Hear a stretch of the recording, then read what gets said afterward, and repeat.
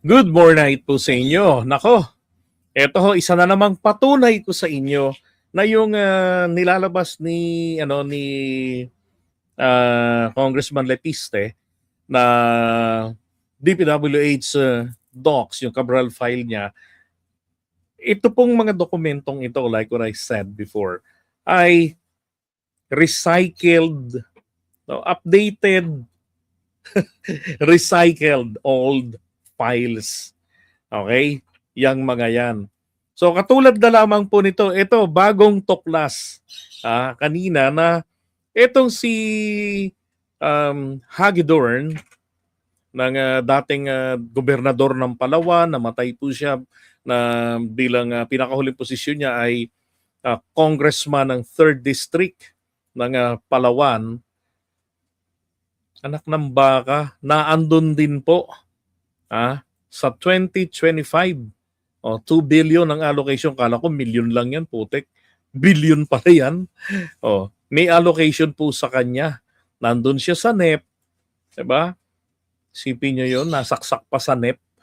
National Expenditure Program. Hindi po natin pag-uusapan dito kung ito ba ay naging GAA. Nung naging GAA yan, nandun pa rin siya. Hindi po yon. Ang punto ko lamang po dito ay saan ang gagaling ang mga information ni Yusek Cabral. 'Di ba? Saan ang gagaling 'yon? Maliwanag na maliwanag. Yan po ay recycle. Bakit? Kasi po, etong si Hagedorn ay pumanaw po ito noon pang October 3, 2023. Okay? Doon siya namatay. Yun pong GAA or yung NEP 2025, yan po ay prepare noong 2024. Ang layo. 'Di ba? Manny Pacquiao was there as well. 200 million worth of proposed infrastructure projects sa Sarangani. 2022 2022 po nagwakas yung kanyang nung June 30 nagwakas yung kanyang term sa Senado nung natalo siya nung siya'y kumandidato sa pampanguluhan. 'Di ba? Pero ang layo 2022 tapos 2025 nandun. Ang tanong, saan po nanggagaling ang information na yan? Well, maliwanag. Kung si Cabral po ay naging USEC noong 2014 during the Pinoy administration, tapos 2016, 'di ba? Nandiyan siya kay Duterte. Tapos diba may mga revelation si former USEC Bernardo, hindi pala Bernardino, Bernardo. So I would say na sometime around like 2016, 18, ganyan, 'di ba? Nagsimula na si Cabral ang mga kalokohan niya. Nakapag-formulate na siya kung paano makikinabang ang mga national officials diyan po sa mga project ng DPWH. So malamang po yung mga information na yan, galing yan, yung mga pangalan, galing po yan sa mga previous Congress pa. Tapos, let's say during Duterte time, 18 Congress. 'Di ba?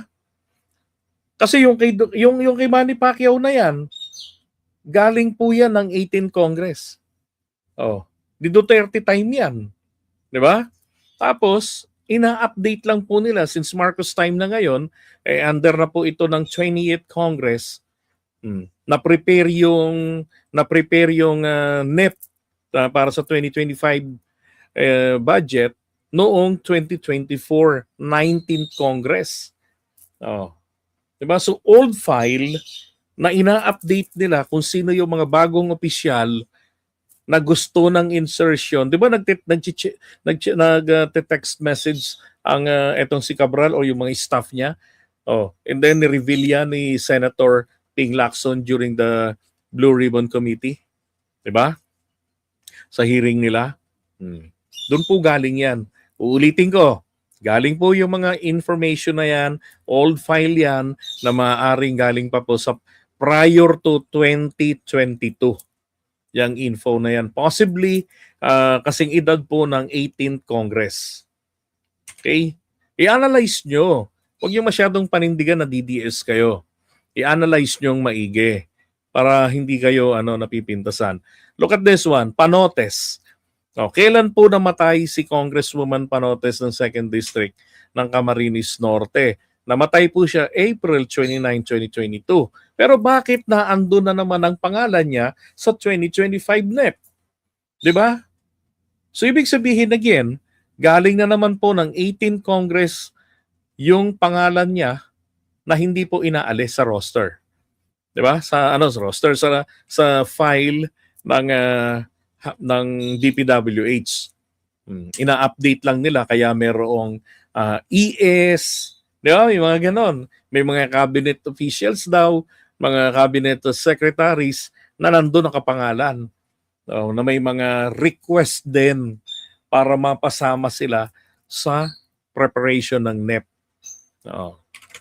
And that again, I'm in favor of Senator Ping Lacson's suggestion na have that investigated sapagkat they have no right, wala silang karapatan diyan sa mga project na yan. Diyos ko, cabinet secretary sila. Diba? Anong papel nila dyan? Kung hindi sila bahagi ng pagnanakawan, kung yan po ay may katotohanan, malalaman natin yan pag yan po ay ina-imbestigahan. Diba? At dapat i-push ni PBBM yan na maimbestigahan bakit may mga CABSEC, may mga USEC na binabanggit dyan. And then dito rin kay DPWH Secretary Vince Dizon to settle this issue na questionable itong nilalabas ni Congressman Lepiste, di i-counter-check niya lahat ng mga to, tapatan niya ng kaparehong mga dokumento. Ito yung official copy namin. Ito yung kay Congressman Lepiste. Di ba? Ganon, obligasyon niya yan. Be transparent, Secretary. Pera ng taong bayan ang pinag-uusapan natin. Walang dapat nang hide dyan. Pero tignan nyo naman, ito Arnie Tives, nandyan din. Di ba? Kailan siya natanggal sa Kongreso? August 16, 2023. Hindi updated. Tanggalin yung pangalan ng mga patay at ng mga hindi na member ng Kongreso. Di ba? Pero yung mga cabinet secretaries na ilalagay, pati nga si F. Elisa na ilagay Yung nga lang, 0-0 yung allocation. Now, si Boyeng Remulla, si PD Barzaga na namatay naman ng 2024. Di ba? Ayan April 27, 2024, ang tatay ni Kiko namatay. Etong si Boyeng Remulla, bagamat nanalo noong 2022 noong national election bilang kongresista, re-electionist, pero hindi naman po siya nakaupo sapagkat tinanggap niya yung pagiging Justice Secretary. Since June 30, 2022, yan na yung posisyon niya. Diba? So paano nandun na naman ulit siya? So maliwanag po, again, galing pa po yan sa 18th Congress ang listahan ng mga kongresista sa file ni Cabral at hindi ina-update para tanggalin ang mga yatap na at mga dehins na congressman. Tama po ba? Yung naniniwala sa sinabi ko, please type 1.